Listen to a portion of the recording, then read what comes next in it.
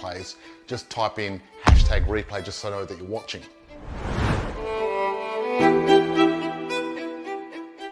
Property guru George Markowski from Positive Property Solution joins us now. George, good morning to you. How are you, Good George? morning. Our goal, our unstoppable mission is to empower 10,000 Australians to create financial freedom through investing in property using the Markowski method.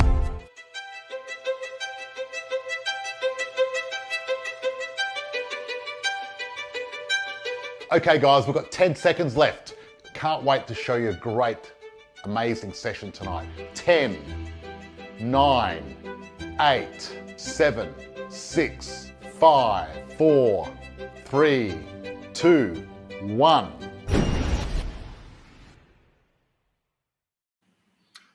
Hello and welcome. George and Christina Markowski, Positive Property, coming to you live. I'm gonna put in the chat. Hello, freedom fighters. How's everyone doing tonight? That's right. It's Thursday night, and this is our fun night. Now, look, I really look forward to Thursday night, but especially tonight. I'm really excited because, one, I'm going to talk about interest rates because a lot of people have been asking questions. I get inundated, people sending me emails and messages on Facebook going, what's going to happen if interest rates go up? I'm going to talk to you about that, but also I'm going to show you exactly how much it's going to cost you to retire.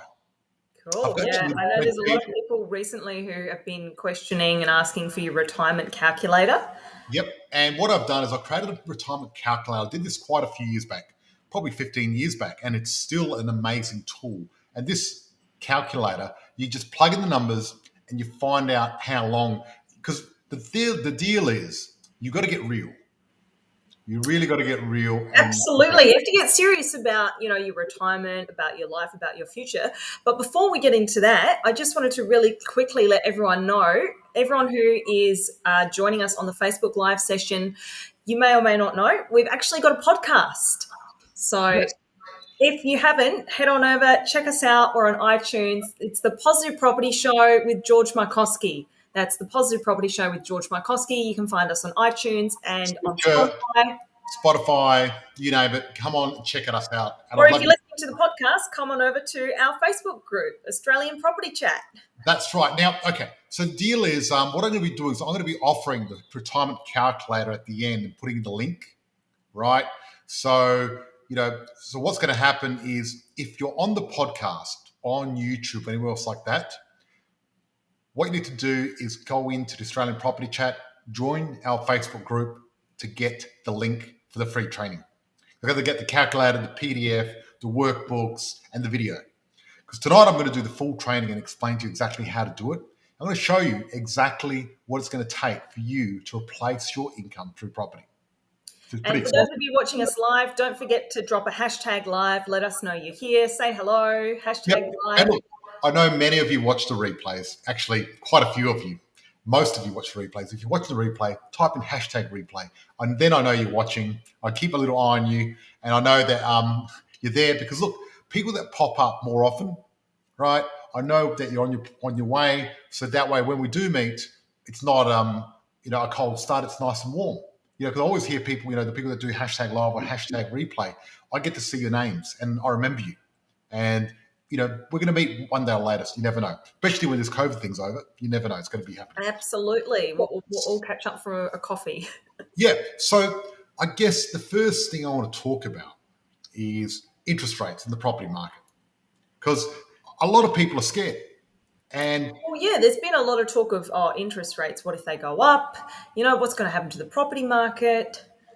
Yeah, and a lot of people have been talking about interest rates, and let's dive deep on interest rates, which is important.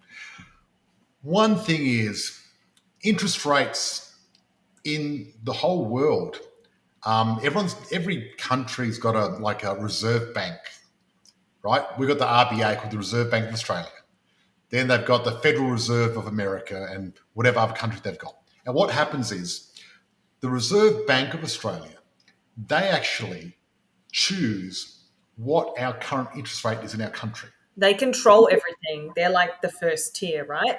Yeah, they control everything. And what they do really, what the Reserve Bank does is they decide, do we print more money? Do we print less money? Do we put the interest rate up? Do we put it down? What do we do? And what they're trying to do is they're trying to increase GDP. which is gross domestic product. Now, the funny thing is they're not experts at this, so they try different ways of doing things and they just fumble around. And quite frankly, a lot of times they get it wrong. And what does gross domestic product mean, George? Gross domestic product means how much money the economy is creating in Australia. It's Australian GDP, right? Gross domestic product, right? And then what you've got is you've also got then our trade deficit or trade surplus, right? Which is another part, which this goes into it as well. So what happens is a trade deficit is when we buy more things from overseas, like we're importing all the stuff from China, but we're not selling a lot of stuff overseas. That's a trade deficit. Then a trade surplus is we're getting all our iron ore out, all our coal out, but we're not buying a lot of stuff because we're self-sufficient, and therefore we've got more money in the bank. Does that sort of follow through? Yeah. Is everyone getting this? So countries are always trying to get a trade surplus. But Because wouldn't you want to be exporting more than you're buying so that Yes. you're creating more wealth in the country? That's right. You want to export more than you buy. Very good, Christina. And what happens is the RBA, what they do, right, is they try to lower the value of our currency, which makes our products cheaper. So we export more, import less. Right. Okay. But I've always been against that. Because wouldn't it devalue our product? Well, what it does makes our product cheaper, yes. And so what happens is, so they've always been saying, oh, we need to lower the value of the dollar. But I think the opposite. But you know me, I'm like the Warren Buffett contrary investor, and I do the opposite of what most people are doing. That's why I've become so successful. And seriously, as a country, if we did the opposite, we'd do better. Because a strong dollar means that, so if you think about it this way, if you lower your dollar, you get more exports, but you're getting less money for what you're getting because you're getting a trade, right? So Well, that's, it's worth less. yes. You don't have to then make more money to equal what closer to an American dollar might be. So it might make our exports cheaper, but it's only making them cheaper because our dollar's worth less. We can buy less for what we're selling them for. So to me, that's just ridiculous, redonkulous. Seriously is. So what I think is better is having a strong dollar, and then the government gives an incentive and helps people if they want to export. So that way you're still losing money, but only on small things, but you're gaining money when you're buying. So for example, if I work 10 hours for a certain amount of dollars and the Australian dollar is strong, I'm getting a lot more value whenever I'm buying things than if I work 10 hours, but the Australian dollar's low and I'll buy something online, it's going to cost me too much. So comparatively, it's better to actually have a strong dollar. Now, the one country that's got this correct is England. I was about to say, yeah, the UK, So definitely. the pound sterling, they've always maintained and kept that really strong because their monetary policy is let's keep our pound strong so we can buy everything dirt cheap from overseas. But also, think about this. Let's say, for example, I'm a big company, I want to do a takeover, and I've got pound sterling here, and I go to Indonesia, I can buy that company for next to nothing. You're rich. Exactly. Yeah. You'd rather be rich than poor, right? So it doesn't make sense. So anyway, let's get off that topic. But so I'm really a proponent. I want a strong Australian dollar. I'm going to have a few contrarian views tonight. Great. And how does that affect interest rates and property in Australia? Okay. I'm sure you're going to tie it all in. Yeah, so the Australian dollar affects the trade deficit and trade surplus. And at the moment, Australia's got a trade surplus. We're doing really well. Because what's happened is because of the supply and demand chain, when it comes to commodities, when it comes to oil, coal, iron ore, they've all gone through the roof. So we're going through a massive commodity boom. So everyone from overseas is buying our stuff. Yes. And what happened was China decided they didn't want to buy our stuff. So then Saudi Arabia started buying our stuff and everyone else started buying it. Now China want to buy our stuff again. So everyone wants to I'm buy it. crawling back. They're spending more money now than what they were a year ago with Australia. So you know how we had this whole trade war with China? That was a I lot of heard media hype. something about that. I Yeah. really Well, read we had a little bit into of it. a trade war, and maybe with wine and some other things that's happened in lobsters. But when it comes to minerals, when it comes to coal, see, our coal in Australia is very high quality, and China's got a lot of power plants, and if they want to if they want to change and buy coal from India or somewhere else, and their coal's practically really crap, right? It's nothing compared to ours. They're going to have to rejig and spend millions redoing their thing to be able to use that coal, and it's not as good. So using the high quality coal, you've got less carbon emissions. It's much better. There's a lot of better things about it, right? You know, a lot of people, some people are against coal, some people like it. I get it, but regardless if you like coal or not, clean coal is better than dirty coal. What's the difference? Well, the higher the quality of the coal, the less stuff that goes into the atmosphere and the more energy you get out of cooking it and using it. Is that because they've just spent less energy extracting it? No. The purity. If it's more pure, you can run your machines cleaner and use it better. Right. Okay. Look, renewables are taking over anyway, very soon. It's amazing. What's happening. Renewables. I mean, South Australia had 2 days, 100% renewables last year. And we're going to build on that more and more. It's going to be great. Electric cars are coming out now. Yep. So Exciting. at the moment, what's happening with interest rates? Well, Northern Europe, they're experimenting with negative interest rates. They've been doing that for a while, though. They have, and they're still doing it. And now America are thinking about going negative as well. So this whole new trend now is to go negative. And so what I'm saying is, one, our interest rates may not go up for a while anyway. So just so I can understand this a bit better, George, does that mean that they're actually paying you to get a loan? Is that what negative means? They're paying the banks to take their money and give it to people. Yes. Like, And if I were to get a loan in one of those countries, let's say I'm a citizen, I'm buying a property there, they would then pay me to get a loan for that property? because you've got to pay a few fees and stuff, you don't get paid for it, but it's almost next to nothing. Right. However, if you're in that country and you've got money in the bank, they're charging you to have money in the bank. So it's like free money as long as you're investing it. If you're investing it, you're getting almost free. But if you've got your money in the bank, they're charging you. Actually, each month you get less money. Yeah. And part of the reason is if all the money in the economy is in the bank, nothing happens. So everyone's hoarding their money. If people hoard their money, nothing happens. Yeah. And It hoarding needs money is to not flow, good needs to change hands. because money only works when it's moving. Right? A lot of people got this wrong in the old days, and what people think, save all your money. That's a very old school way of doing things, right? So Right. old school. Right. But you know what? The challenge is that Get your money out of the banks. Absolutely. get money out of the banks. That's right, exactly. But especially over there because they're charging you. So what people are doing is they're actually driving. They're driving to another country and putting their money in the bank, and they've stopped them now from doing that.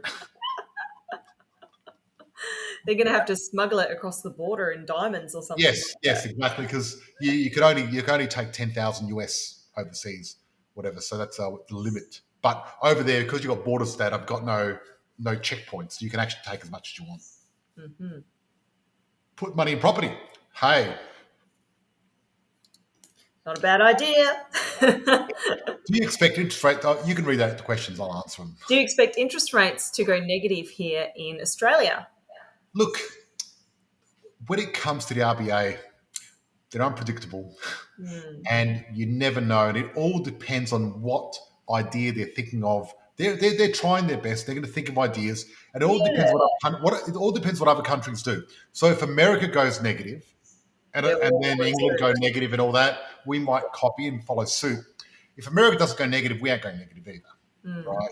We sort of tend to copy what the big boys do. So, for example, America are printing billions and billions of dollars every week, and we are too.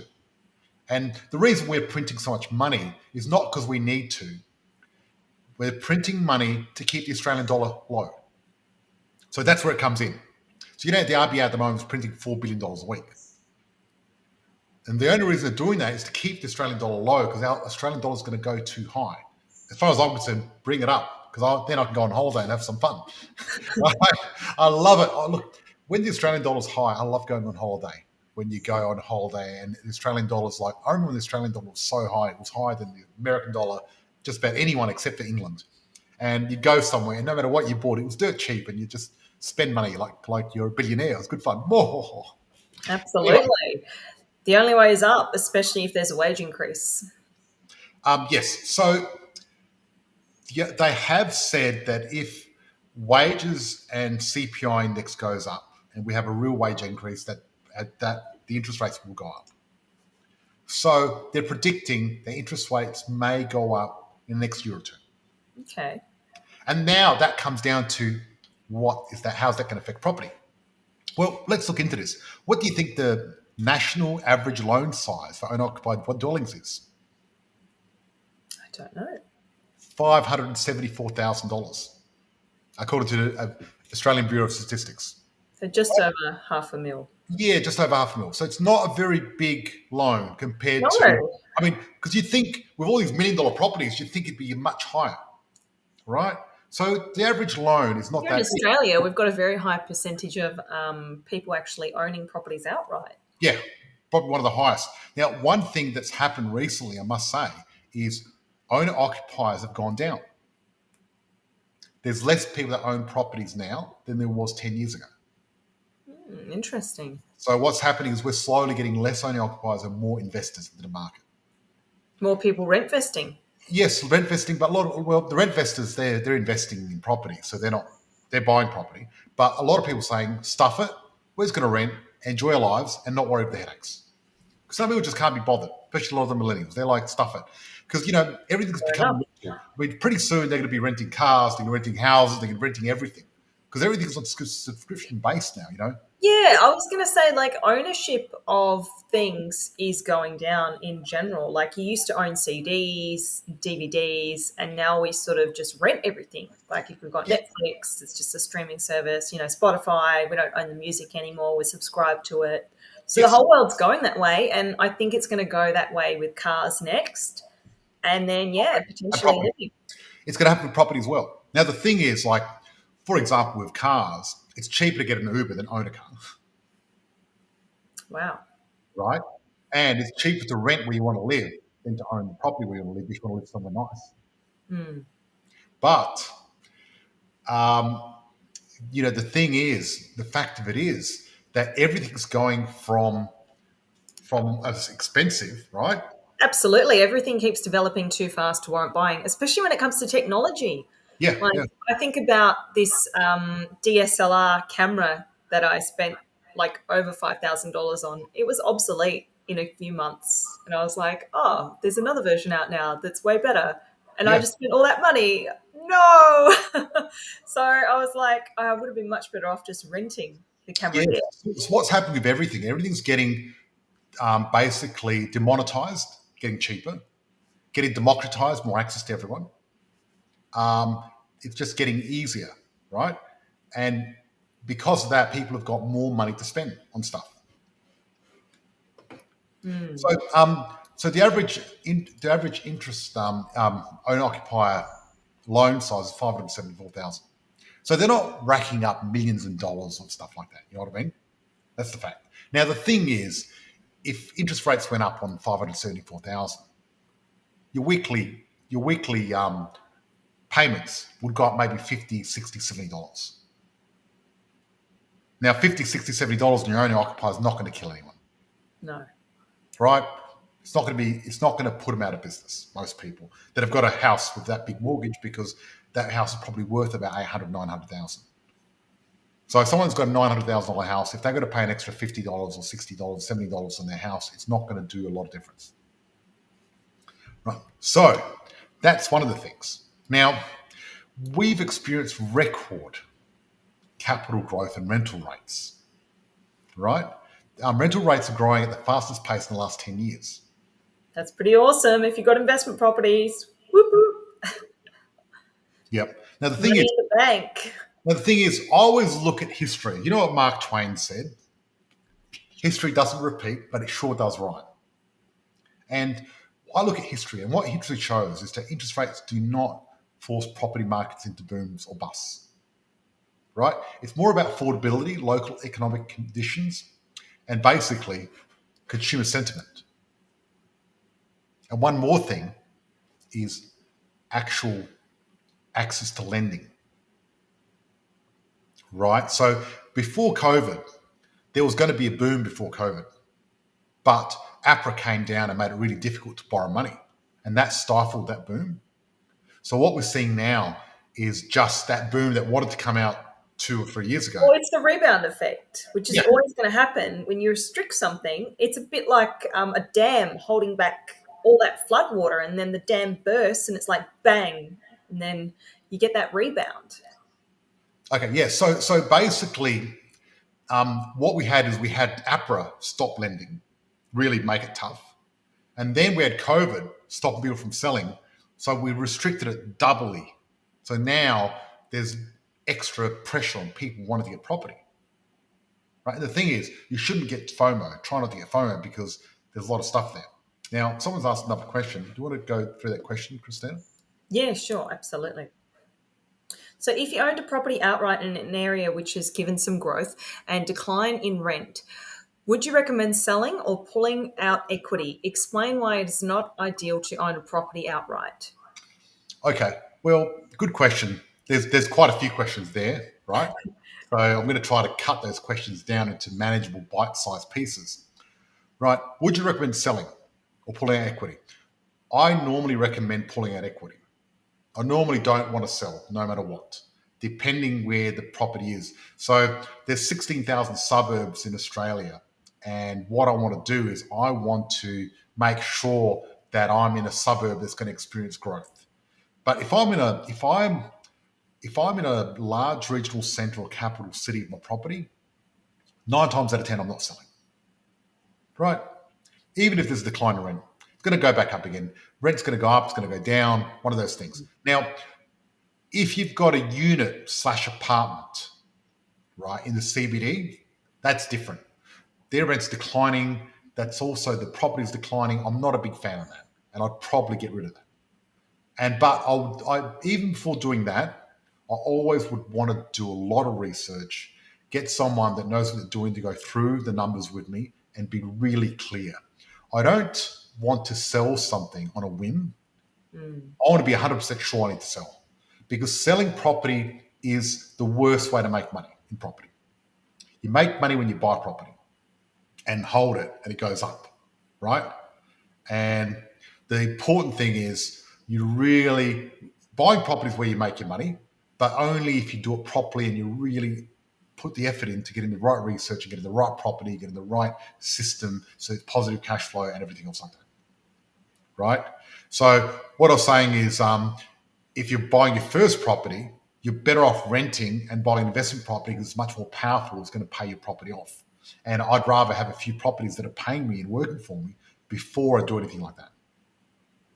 And if you already got to own and occupy it, there's no point selling it. Take the equity out and start buying investment property. Put it this way, I've been investing for 25, 30 years. And if I look back, what would I have done differently? What's the one thing I'd do differently? I would have bought more property. That's it. Right? Simple. And, and I really feel like when you look back, if I look back 10 years or 15 years or 20 years, I'm thinking, wow. And now what's going to happen is when you look back towards now, in 5 years, 10 years, 15 years, you're going to kick yourself if you haven't bought lots of property. You're going to go, what the hell was I doing? Why? Mark my words. Come back in 5 years and watch. If you think they're expensive now, you wait. Exactly. You wait. Give it 2 years, 5 years, 10 years. You'll be looking back going, wow, they were actually pretty cheap compared to what in the 90s, I was paying 9% interest and properties were still going up. Absolutely. Okay. Excellent. Thank you, George. We'll get on to the next questions. Why do people say don't buy a house now because rates are going up and keep wait until correction of price? Some people will. Good luck to them. Right. So look, interest rates and property prices don't really correlate very well. There's a lot of other economic factors. Even unemployment rates. I remember when it was 11.5% unemployment, property prices were going up. When it was 9% interest, property prices were going up. It doesn't make a difference. What matters is the fundamentals. Is there more properties or more people? If there's more people and less properties, doesn't matter. Anything else doesn't really matter because people need to live somewhere. People need somewhere to live. Yeah. You're not going to go live in a tent. Exactly. If I'm buying off the plan and there are delays in registration of the land, how to overcome those challenges? Look, unfortunately, that's one of those things that's going to happen at the moment.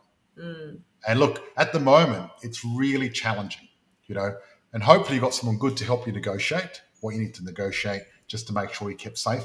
But it's one of those things that can happen. There's a delay. Now, a delay is not that bad as long as they're not putting the price up on the property. You know what I mean? Because, if you lock in a price today and then it gets built in the future, you're going to make a profit. But the key is getting the right development and getting the right off the plan. So buying off the plan, you've got to be really, really careful and get the right property. That's the important part, because a lot of the off the plan stuff are in massive, massive suburbs, brand new suburbs with just thousands of properties. And there's always a bit of an oversupply initially. So it slows down your growth for a little bit. But if you buy off the plan or you buy brand new in boutique suburbs in large capital cities or large regional centres, or any capital city really, then you're going to do well. And that's the key. The key is boutique. You've got to be boutique. That's the key. And it makes it a lot harder because, buying off the plan in a massive subdivision with thousands of properties, that's a pretty easy thing to do. Buying something boutique is difficult because it's gone by the time it goes to, realestate.com or Domain. It's not there anymore. The boutique stuff goes off market many times. And we've seen that situation many times. Even now at the moment, we've got a developer, and I won't mention his name, but what he's doing is actually going through a divorce at the moment. And he's selling a lot of his stuff now because he has to. And that's an opportunity. Now, he's not going to go on realestate.com. He doesn't want everyone knowing his business. He's going to do it differently. Absolutely. Great. Do you expect APRA to further intervene over the next few years? Look, it wouldn't surprise me if they do. Good old APRA. So, look, APRA love getting involved because, look, the thing is... They love putting their 2 cents in everywhere, don't they? The fact of it is, the RBA used to do all the meddling, and now APRA have jumped on board, so now they've got RBA and the APRA, so which are two things that are sort of putting handbrakes on things. So, yes, I expect them to intervene again, yes. Okay. At what point do you think buying in a trust when you own a business and have some risk? I have 3 investment properties outside of a trust. What are the risks in buying in a trust versus in your own name? Yes. Very common question we always get. Common question. However, I can't answer it in such a short period. What I'm doing is I'm getting our tax specialist on in about 3 or 4 weeks. Stay tuned because we're going to do a whole session on this because there's lots to unpack. Unfortunately, he was supposed to come on tonight, but he had a few personal challenges at the moment, and we're just giving you a bit of time. He's really good at what he does. He's going to come back in a few weeks, and we're going to go through the whole... The guys got me instead. Yep. So what I think I should do is show people the cash flow calculator. Not the cash flow calculator, the retirement calculator. And we're going to use a bit of an example, Christina. I'm going to get you to type in the chat. Yes, I want you to pretend that you're, investing in property or ready to retire. I don't have to pretend that, George. I do invest in property. Yeah, no. I know you just settled today, didn't you? Actually, I did settle on a property today. High five. Woo-hoo, yes. Celebration is booked in for tomorrow night, as tomorrow is Friday. So I thought it was very appropriate. Let's have a look at this here. Okay. So years until retirement. How long until retirement? I want to just use an example.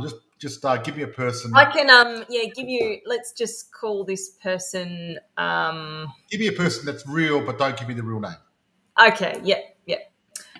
Trying to think of someone now. Yeah, I want everyone to watch this. I'll do it off the most common sort of thing. Yep. How many years to retirement?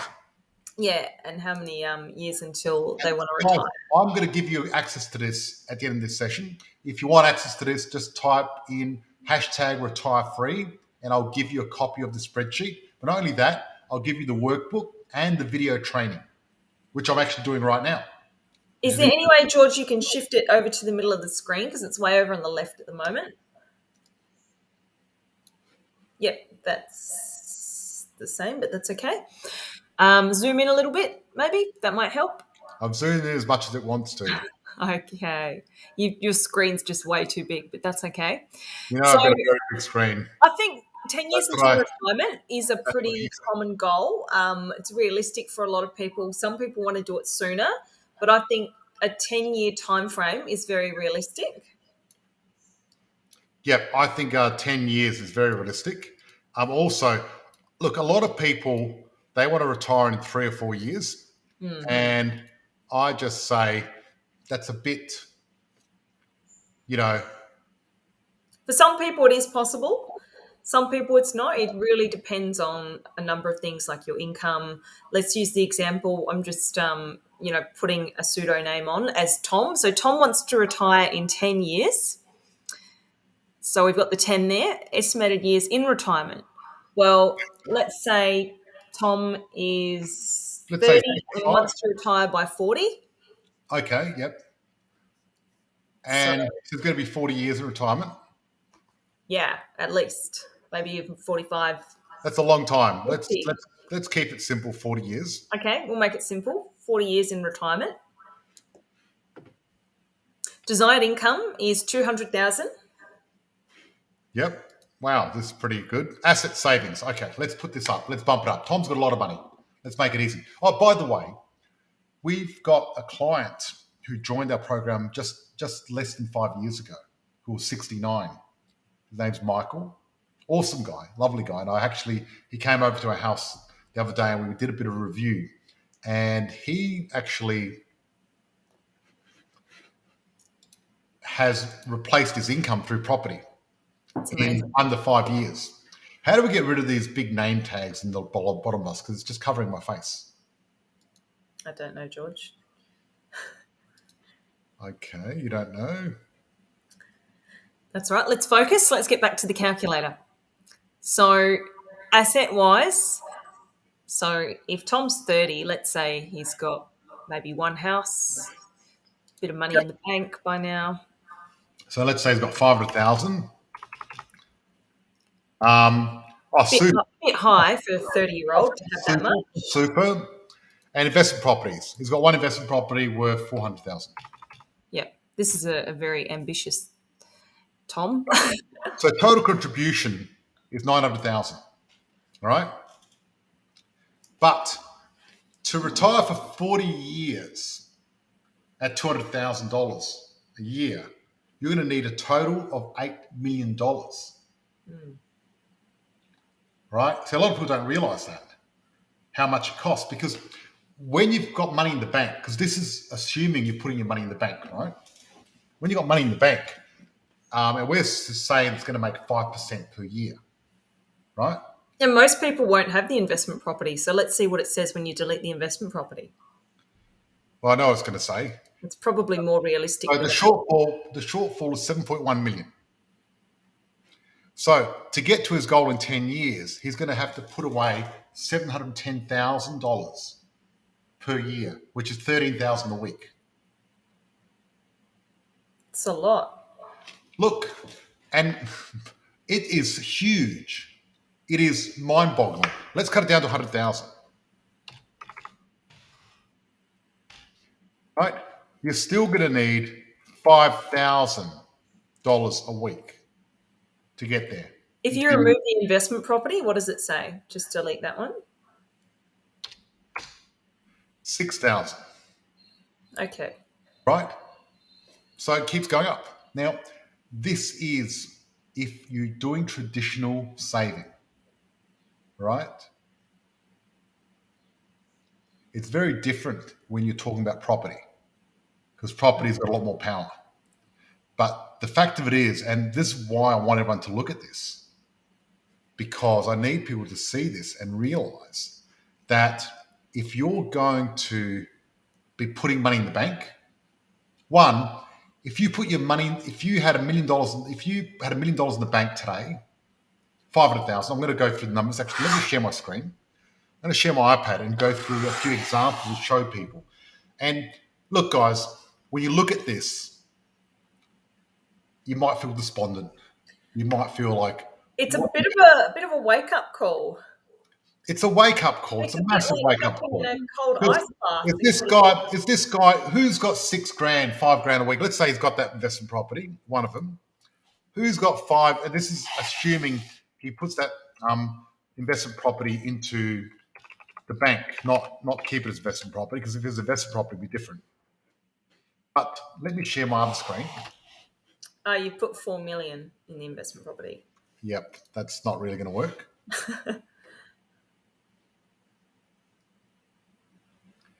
Okay. Need to delete a few zeros there. Yep. Okay, so I've stopped sharing the screen, but I still can't see myself. Oh, yeah, there we go.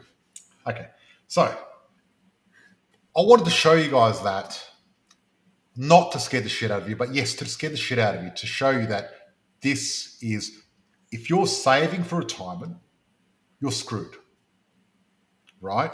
And the fact of it is, this is a fact.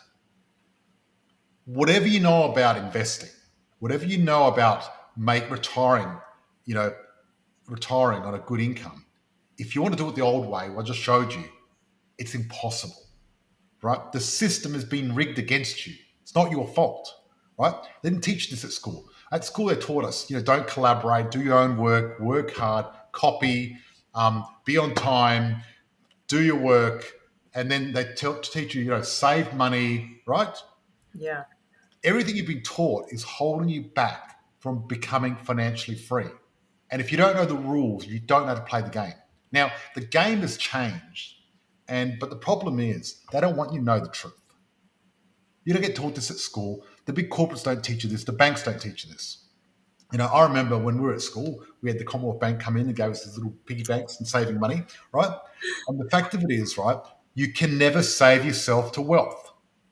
I was talking to Robert Kiyosaki the other day because we're having next week. Robert and I are catching up for a one-day workshop with them. We're filming together, and we were talking about his rich dad and his poor dad, and he was saying his poor dad worked in a school. He was a teacher, and his poor dad saved and never earned a lot of income, kept saving and being tight, and retired on the pension, even though he worked hard. Now, his rich dad was actually, because his dad was a teacher, his rich dad was the father of this kid that went to school with him, who was an entrepreneur.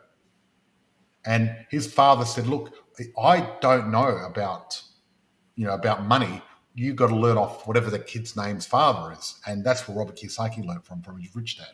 And his rich dad, he didn't work nearly as hard. He just worked smarter. He invested in investments. Well, Right? it's all about getting the right strategy. And like you said, working smarter, not harder. You could work your ass off and still retire on the pension and end up pretty much broke. Well, look, my parents worked their ass off. That's the fact of it. They did. And didn't get them anywhere. So what I'm going to do is I'm going to share my screen again and talk to you more about this, because this is so important, guys. Remember, make sure if you're interested in checking this out, to get your calculator and get this training, type in #retirefree, because I'm going to do the full training. But what I'm going to do, I'm not just going to show you how shit everything is. Right? I'm going to show you. Look, what I want to do is I want to show you, one, what you've learned is not going to help you at all. And saving money is not going to help. And my parents spent 25 years paying off their mortgage, right? And then I ended up paying it off for them. They did it old school. Right? So I'm going to share my screen and go through some numbers and just show you how this works. Because we really need to do things new school way. Absolutely. So if you look at this, right? Let's say you've got 5. Let me get this pen and make it a little bit thinner. This is much better than my other screen. Christina, you're going to be happier with my handwriting. It looks awesome. Much better, hey? Okay, let's say you got $500,000 Mm-hmm. and you put it in the bank.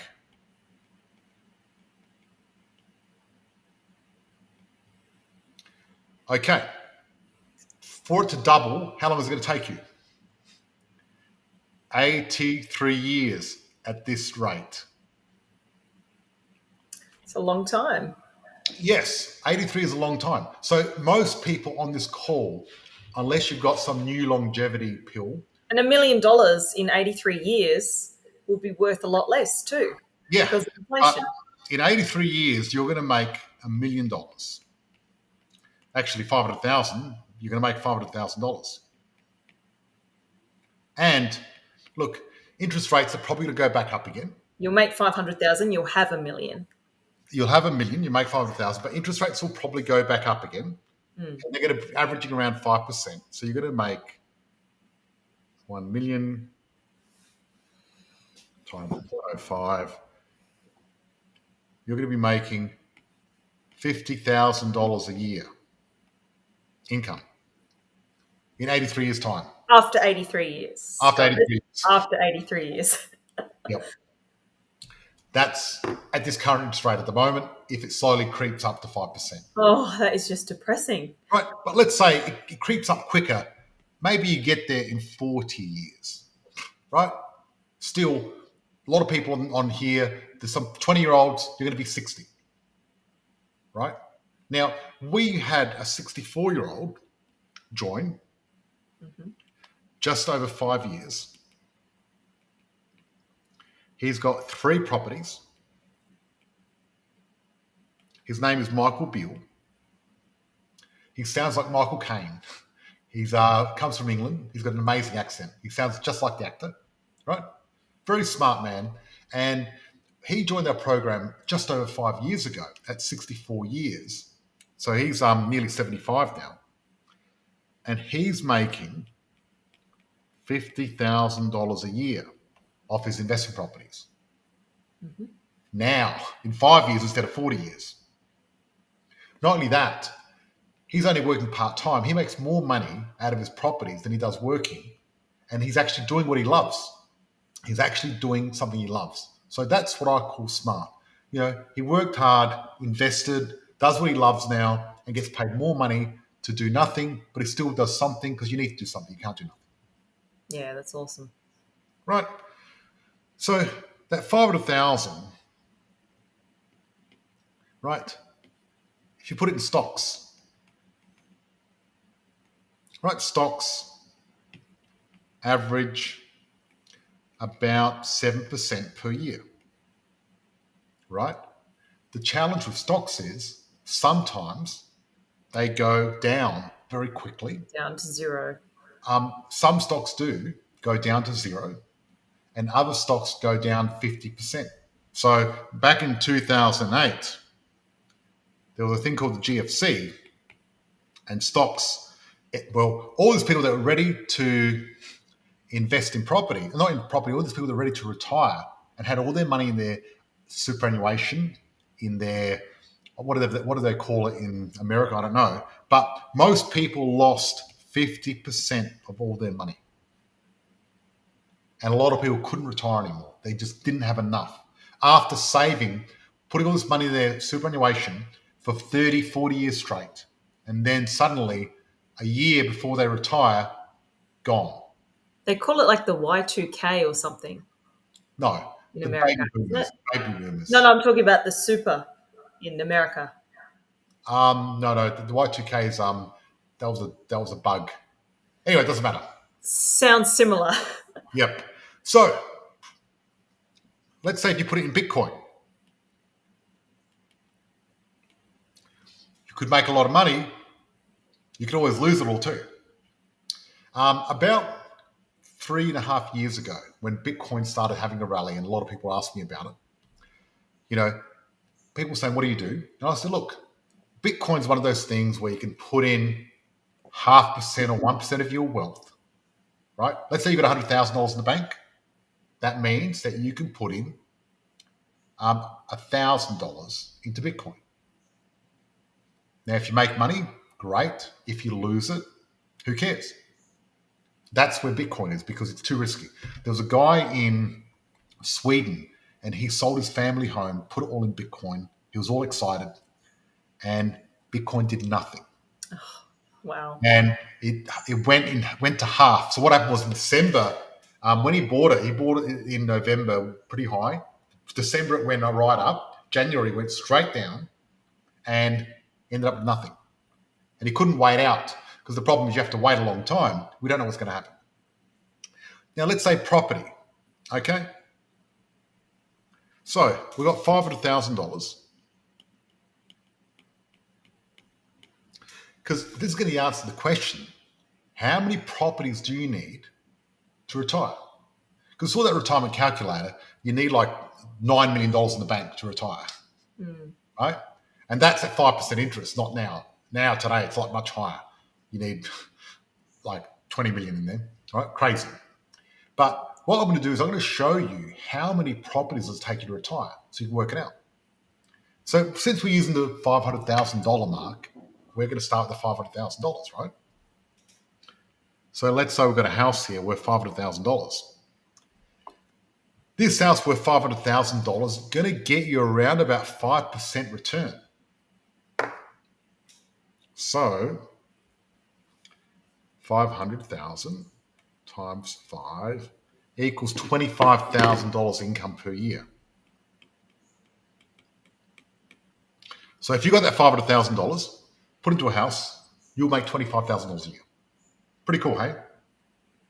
After how many years, George? If you had $500,000 cash, you would make it straight away. We're talking cash. You're saying owning outright. Yeah. So, for example, if you put it in the bank, Yeah. you would make $5,000 a year, Okay. right? In a house, you'd make $25,000 a year.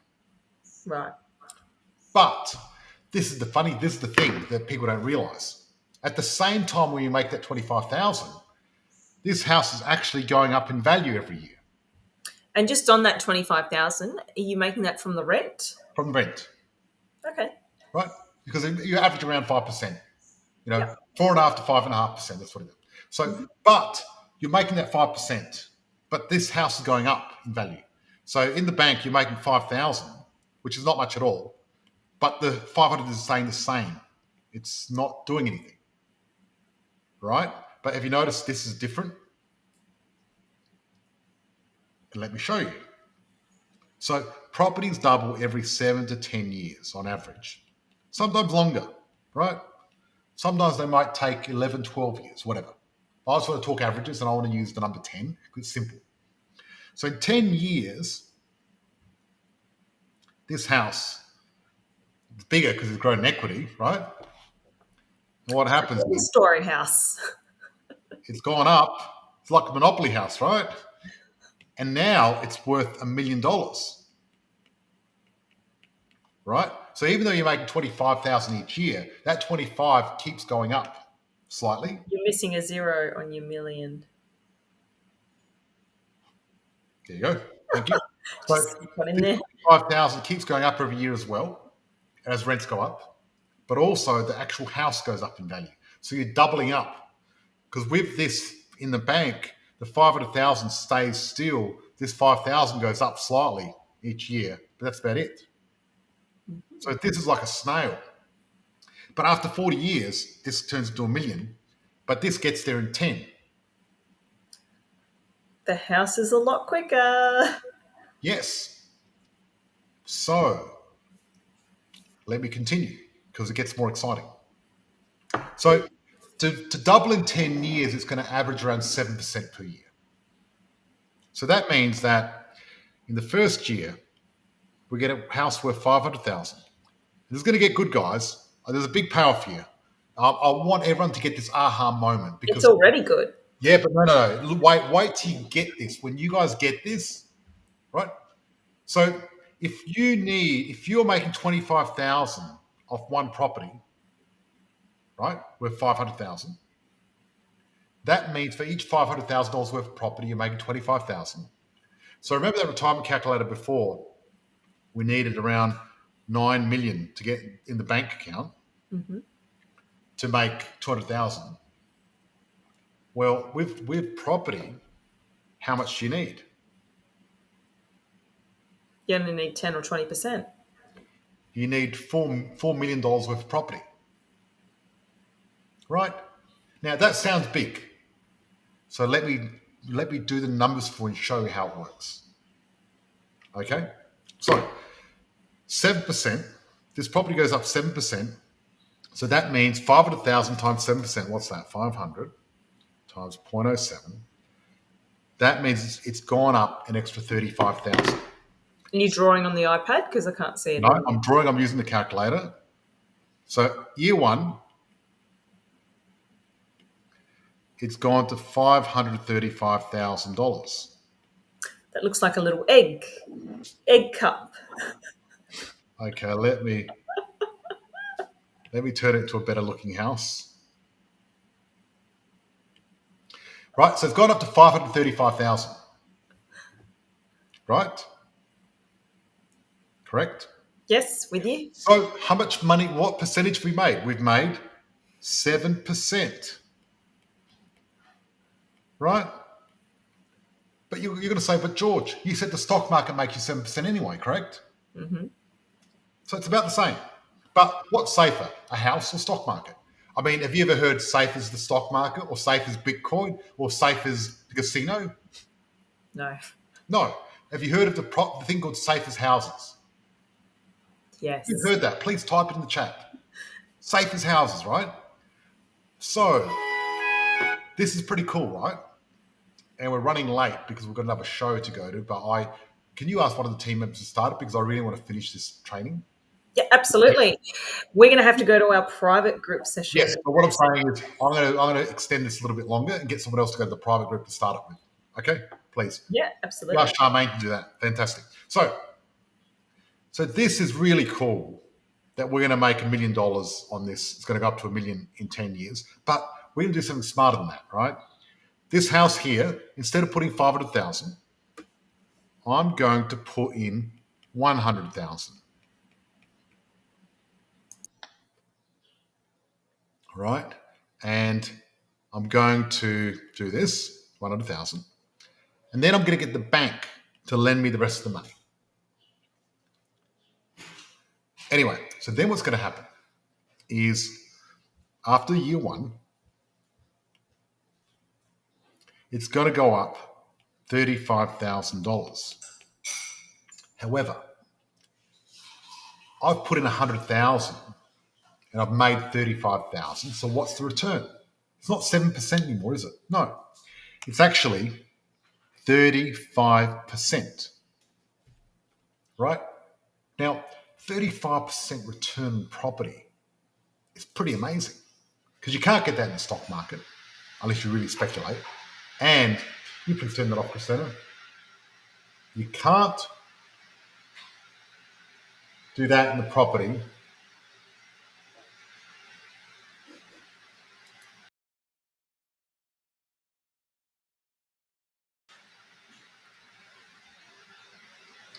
$35%. So what we're doing is we're actually getting 5 times the return. Right? Which is pretty exciting. So then what happens is, see this 500,000, we divide it up, we get one property. And then year two, we get another property for 500,000. Now, what's happening with this property is we've got a loan on here. So in 10 years, this property here, we own 500,000. It's worth $1 million. We put 100,000 in. We've got a 400,000 loan. So we actually own 600,000 and the bank owns 400,000 of the loan, of the property. So we've actually got 600,000 equity. So what's happening, that means, is out of that, 600,000 times 0.05 is we're going to get 30,000 income out of that property, right? But let's say it's gone terribly wrong and we're only getting 25,000 because sometimes rents lag behind property prices going up So 25,000. Now, this 35% return, is it interest-only loan? Yes, it's an interest-only loan, because what's happening is we're going to get the tenant and the taxman to pay for this property. We're not going to put 1 cent out of pocket. Actually, we're going to be making a profit. I was recently interviewing one of our members. His name's Harmy Williams from Geelong, and he owns a concrete company. I was interviewing recently, and he invested in several properties with us, and he's getting $170 per week from day one, and he's made in the last 18 months 300% return on his properties. But I don't want to show you guys 300% return. Let's stick to this 35 because it's still good enough. But sometimes it's even bigger. And, who would think getting 300% return would be good? How awesome would that be? Well, that's the sort of figures people are getting at the moment. And that's because there's a bit of a boom. But it's going to average out to, 35% over the long term. That's the fact of it. And if you're making 300, that's just lucky. So each property makes you 25,000, and you need a deposit to put in the property, but then the tenant taxman pays off. Because what happens is each of these properties, we're getting the taxman to give us around about $85 per week. They're going to subsidize this. Now, I don't know if you guys have heard of negative gearing or positive gearing, but negative gearing is bad because you lose money every week. It sucks. And our positive gearing sucks because you need to get a property in an area that's not going to go up in value. So what I've invented is it's called negative gearing positive cash flow. And this is what the rich people do. The wealthy investors, right? They don't lose money to save tax. They lose money on paper and then make money in real life.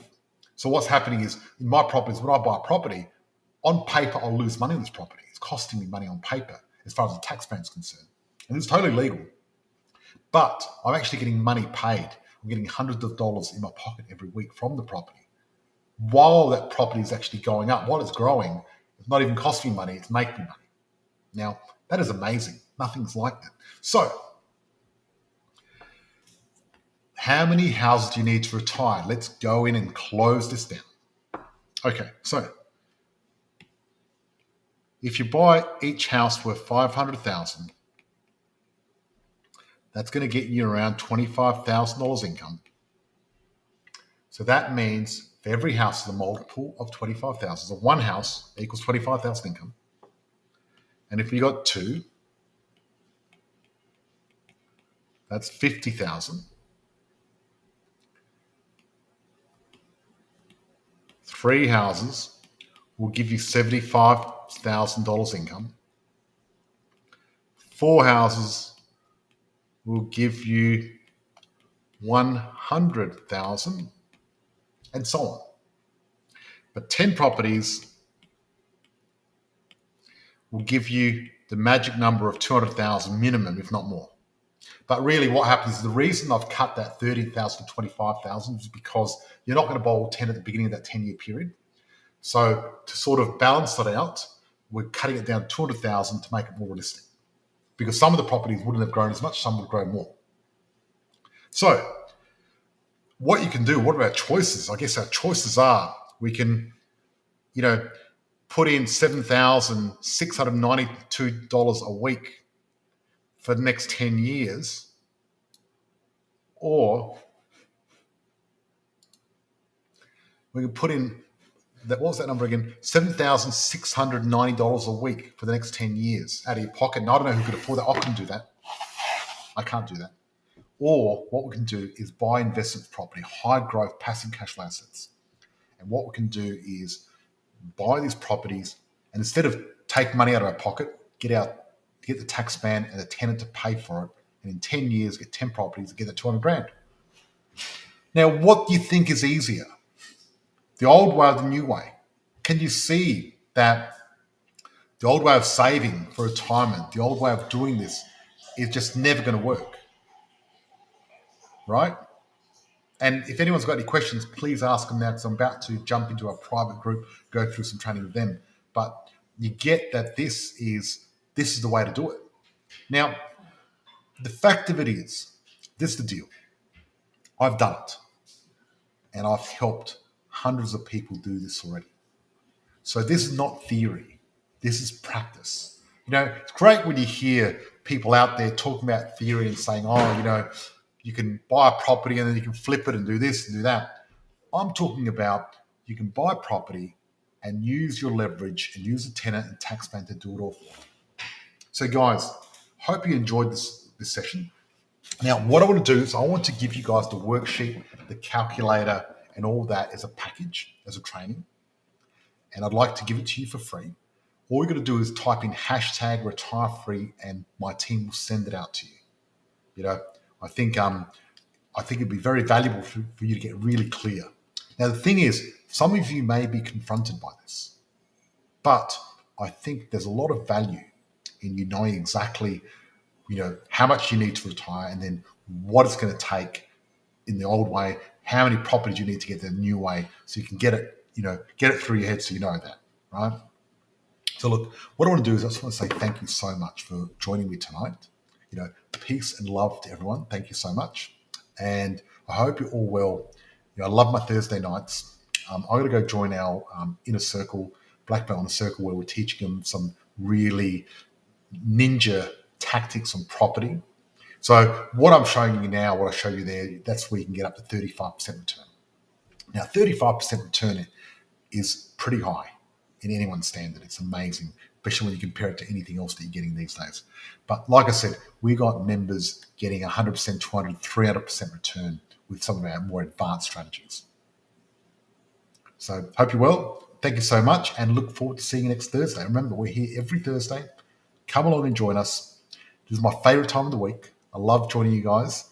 Finally, I'm back and I'm excited. Talk to you soon. Bye-bye.